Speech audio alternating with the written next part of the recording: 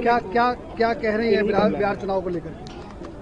गठबंधन बहुत मजबूती के साथ चुनाव लड़ रहा है और आप देखेंगे कि जब परिणाम आएंगे तो बहुत ही आशाजनक परिणाम होंगे और पूरे देश के लिए मैं समझती हूँ आशाजनक परिणाम आने वाले हैं। स्टार प्रचारकों की सूची महागठबंधन की जारी हुई, जिसमें कुछ लोगों के नाम सुनकर भाजपा वाले टिप्पणी कर रहे हैं कि कुछ चुनिंदा लोगों को ही स्टार प्रचारक बनाया गया।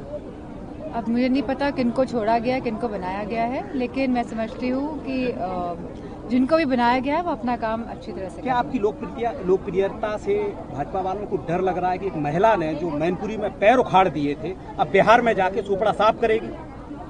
ऐसा कुछ होने वाला, मतलब इस तरह का जो आप बयान दे रहे हैं और जब बात कर रहे हैं आप अपना तर्क दे रहे हैं, ऐसा कुछ नहीं है। अरे श्रीमती जी कुछ तो सस्ता लो। नहीं श्रीमान जी, सब बढ़िया लो। इसमें क्या खास बात है? थोड़े में ज्यादा स्वाद, यही तो है इसकी खास बात। क्या स्वाद है? अरे मेरे राजा,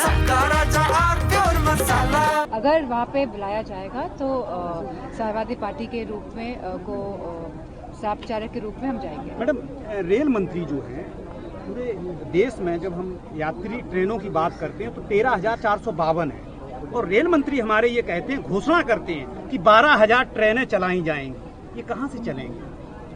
हमने देखा है लगातार किस तरह पूरी रेलवेज की जो व्यवस्था थी भारतीय जनता पार्टी की सरकार आने के बाद बदल गई है। जहाँ रेल बजट इतना बड़ा बजट हुआ करता था, तो अब रेल बजट ही नहीं आता, संसद में पेश होता है। तो और एक्सीडेंट्स अगर हम देखेंगे रेलवेज में, इतने एक्सीडेंट्स कोई भी और सरकार में नहीं हुए हैं जितनी भारतीय जनता पार्टी की सरकार में हुए हैं। और ऐसे मंत्री हैं जो जिम्मेदारी नहीं लेते अपनी एक्सीडेंट्स की। पिछली सरकारों में तो लोग इस्तीफा देते थे, मंत्री इस्तीफा देते थे अपनी नैतिक जिम्मेदारी समझकर।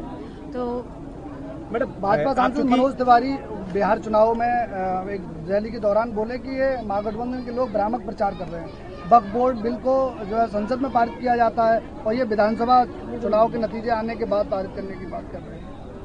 मैं समझती हूँ क्योंकि कोई एजेंडा नहीं है भारतीय जनता पार्टी वालों के पास, और जिस तरह की परिस्थितियाँ बिहार में हैं और जिस तरह सीएम का चेहरा नहीं है एनडीए के पास आज, तो मैं समझती हूँ कहीं ना कहीं ध्यान भटकाने के लिए वक्फ बोर्ड, ये सीआईए, ये एसआईआर, ये इस तरह की गतिविधियां जानबूझ के सरकार करती है। जिससे मूल मुद्दे जो हैं बिहार के, जहां बेरोजगारी है, जहां पे लोग पलायन कर रहे हैं क्योंकि कोई रोजगार नहीं मिल पा रहा है, तो इन मूल मुद्दों से ध्यान हटाने के लिए इस तरह की बयानबाजी और भाषणबाजी होती है। कुछ तो सस्ता लो। सब बढ़िया लो। इसमें क्या खास बात है? थोड़े में ज्यादा स्वाद, यही तो है इसकी खास बात।